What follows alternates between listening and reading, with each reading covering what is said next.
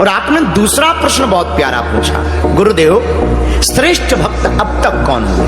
पहले तो प्रहलाद जी लिखो, श्रेष्ठ भक्त में प्रहलाद जी। प्रहलाद जी नरसिंह भगवान के गोद में विराजमान हैं और आधा नर और आधा सिंह, और देवता सब डर रहे हैं। इंद्रादिक देवता डर रहे हैं, ब्रह्मादिक देवता भी डर रहे हैं, सब खड़े हुए हैं। और ये भगवान के रौद्र रूप को देख करके किसी का पलक भी नहीं झपक रहा है और कोई पास आने का साहस भी नहीं करता है। और भगवान अपनी जीभ को भी लपलपा रहे हैं, बड़े बड़े लाल लाल नेत्र भी है। और भगवान ने अभी अभी हिरण्यकश्यप का वध किया है और सब देवता भयभीत भी है कि इतना विचित्र रूप कभी भी नहीं देखा है। और भगवान शंकर से कहते हैं आप जाओ, आप जाकर के स्थिति करो, भगवान नरसिंह को शांत करो। तो भोले बाबा किस पे गए? भोले बाबा नंदी पर गए, और जहाँ भोले बाबा नंदी पर बैठ करके गए और जहाँ नरसिंह भगवान ने एक आंख टेढ़ी करके घुलक्का मारा तो सोई भोले बाबा का बेल भागता हुआ नजर आया।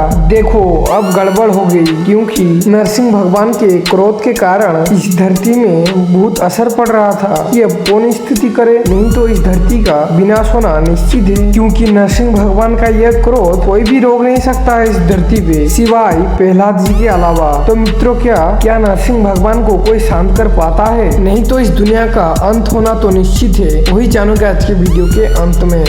और आपने दूसरा प्रश्न बहुत प्यारा पूछा, गुरुदेव श्रेष्ठ भक्त अब तक कौन हुए? पहले तो प्रहलाद जी लिखो, श्रेष्ठ भक्त में प्रहलाद जी। भगवान की गोद में नरसिंह भगवान विराजमान है, आधा नर आधा सिंह, देवता डर रहे हैं, इंद्रादिक देवता ब्रह्मादिक देवता खड़े हुए भगवान के इस रौद्र रूप को देख करके पलक नहीं झपक रहे, नजदीक नहीं आ रहे, सब देवता कंपायमान है। भगवान की जीभ को लपलपा रहे, बड़े बड़े लाल लाल नेत्र हैं, अभी अभी हिरण्यकश्यपु का वध किया है, सब देवता भयभीत है। इतना विचित्र भेष कभी नहीं देखा, कौन स्तुति करे?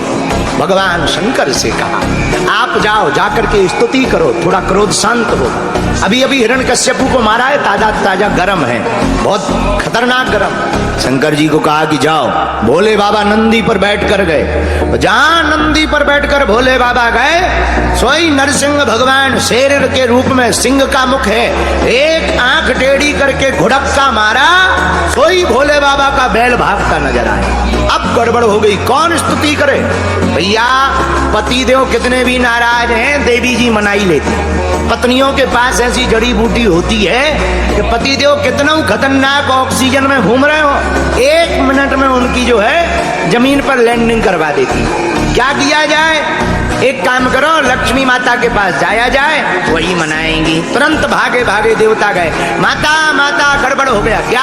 आपके स्वामी जी, आपके पतिदेव बहुत खतरनाक रूप में, जाओ जा करके आप ही प्रार्थना करो। अरे हमारे सरकार और क्रोध में, अरे वो तो शांताकारम भुजगसेनम, परम शांत है। पर ठीक है, माँ लक्ष्मी जी ने 16 श्रृंगार किया, दिव्य रूप में बढ़िया थाली ली, हाथ में माला ली, चंदन लिया, और जैसे ही नरसिंह भगवान के चरणों में प्रणाम करते हुए आरती उतारी और धीरे धीरे मुंह तक लाई, और जहां भगवान ने एक घुड़क्का मारा, सोई थाली फेंक के दैया मैया करती नजर आई।